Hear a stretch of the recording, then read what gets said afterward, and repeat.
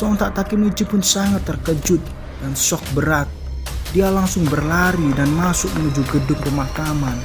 Dan benar, terlihat jasad Takashi Mitsuya, kapten divisi kedua Toman, yang terbujur kaku di dalam peti mati. Halo brosis, kembali lagi di Editor Movie. Kali ini kita akan melanjutkan cerita anime Tokyo Revenger. Dan tanpa basa-basi, kita langsung lanjut ke alur ceritanya.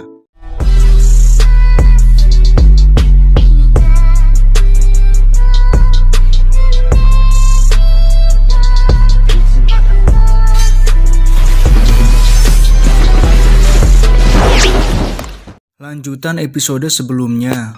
Kali ini Skin berada di sebuah sungai di area pinggiran perkotaan. Terlihat Chifuyu dan Takemichi sedang berada di sana. Chifuyu bertanya kepada Takemichi, "Lagi mikir apa Takemichi? Bakal terjadi apa mulai dari sini?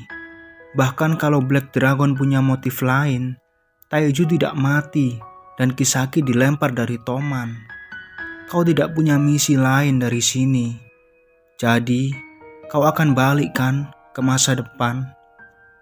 "Iya," jawab Takemichi. "Tempatmu 12 tahun di masa depan, bukan di sini, bareng Hina-chan, Akun, di mana mereka berada 12 tahun dari sekarang," kata Chifuyu. Takemichi pun berkata dengan wajah sedihnya, "Chifuyu, terima kasih untuk semuanya. Aku tidak bisa sampai sejauh ini tanpamu. Kau adalah sahabat terbaik yang pernah aku miliki." Chifuyu dengan senyum hangatnya dia berkata, "Sampai ketemu 12 tahun lagi. Sebelum itu, kita hanya berpisah sebentar saja." Skin kemudian berpindah. Terlihat Takemichi sedang bersama Naoto kecil, yaitu adik dari Hinata. Dan dia berniat untuk kembali ke masa depan.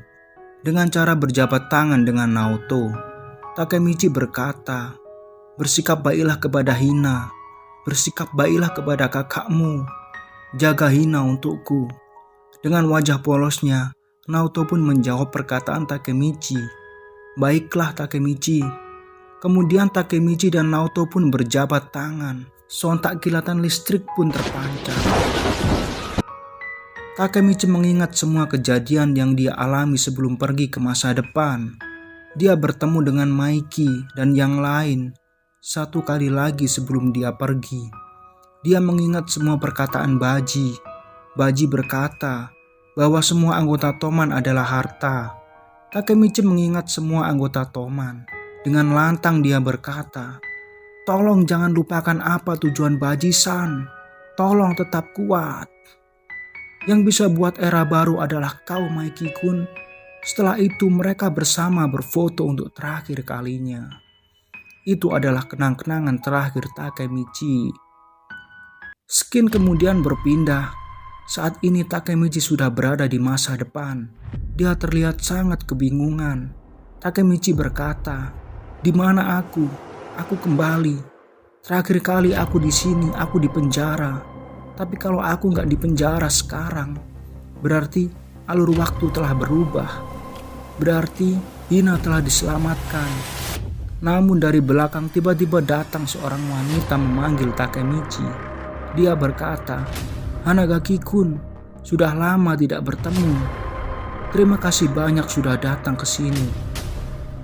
Sontak Takemichi pun sangat bingung dan berkata, Kau siapa?" Dan tanpa banyak omong Takemichi pun diantar ke sebuah meja resepsionis oleh wanita tersebut. Tampak di sana ada sebuah acara pemakaman dan Takemichi pun tidak tahu hal tersebut. Takemichi berkata dalam hati, "Apa yang sedang terjadi? Pemakaman? Tapi pemakaman siapa? Orang yang aku tahu. Aku benar-benar berpakaian hitam semua. Dan perempuan itu, kalau dia berada di meja resepsionis, berarti dia terhubung dengan yang meninggal." Kemudian Takemichi mendengar perbincangan kedua wanita tersebut dan mereka memanggil nama satu sama lain. Takemichi pun teringat bahwa mereka adalah adik dari Mitsuya-kun, yaitu Luna dan Mana. Sontak Takemichi pun sangat terkejut dan shock berat. Dia langsung berlari dan masuk menuju gedung pemakaman. Dan benar, terlihat jasad Takashi Mitsuya, kapten divisi kedua Toman, yang terbujur kaku di dalam peti mati. Takemichi sangat tidak percaya dengan apa yang terjadi, sambil meneteskan air mata dengan perasaan yang tidak karu-karuan, seakan tidak percaya dengan semua kenyataan ini. Takemichi pun langsung berlari keluar gedung. Dalam hati Takemichi berkata, "Tidak mungkin, ini tidak mungkin terjadi. Tidak ada alasan Mitsuya-kun untuk mati. Ternyata masa depan tidak ada yang berubah." Takemichi pun terjatuh tersungkur ke tanah. Dia berkata, "Sial, sial, sialan. Chifuyu, Naoto, kalian ada di mana?" Kemudian Takemichi melihat sebuah kunci di hadapannya. Dia pun mengambil kunci tersebut dan berkata, "Kunci ini masuk ke tempat tinggalku sebelum lompatan waktu." Sekian kemudian berpindah di sebuah apartemen lama. Dan ternyata kunci yang Takemichi temukan di hadapannya tadi adalah kunci apartemen lama tersebut. Dan itu adalah milik Takemichi. Dia pun masuk ke dalam apartemen tersebut. Dan tiba-tiba Takemichi pun terkejut dengan apa yang dia lihat. Dia menemukan sebuah foto di mana saat terakhir di masa lalunya yang dia tinggalkan sebagai kenangan, yaitu foto bersama dengan para ketua geng Tokyo Manji. Takemichi berkata, "Foto grup terakhir yang aku ambil sebelum pergi." Namun di depan pintu masuk terlihat sesosok pria yang selama ini sudah mencari keberadaan Takemichi. Dan dia adalah Naoto. Takemichi pun kaget dengan kedatangan Naoto yang secara tiba-tiba. Takemichi berkata, "Naoto, apa yang terjadi, Naoto?" Naoto berkata, "Kau melompati waktu ke masa lalu beberapa kali dalam upaya untuk menyelamatkan kakakku. Ini adalah masa depan terburuk yang pernah terjadi. Tentu saja kakak tidak terselamatkan. Dan kepala anggota dari geng Tokyo Manji semuanya telah dibunuh. Kazutora, Hanemiya, dan Haruki Hayashida juga. Mereka semua dibunuh. Bahkan Kisaki juga dibunuh." Sontak Takemichi sangat kaget dan berkata, "Kisaki, semuanya mati." "Tidak. Tapi kenapa? Maiki-kun gimana?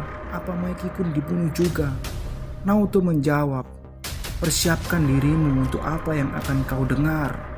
Kemudian dengan menunjukkan foto Maiki, Naoto berkata, "Pelaku yang dicari untuk pembunuhan serial itu adalah Manjiro Sano." Sontak Takemichi sangat terkejut dan tak menyangka dengan apa yang dikatakan oleh Naoto. Takemichi berkata, Tidak mungkin dia pelakunya. Tidak mungkin dia membunuh semua orang." Naoto berkata, "Takemichi, aku juga ingin tahu kebenarannya. Aku ingin menemui Manjiro Sano dan berbicara dengannya. Hanya kau yang bisa melakukan itu sebagai mantan admin Toman dan satu-satunya yang masih hidup. Hanya kau yang bisa."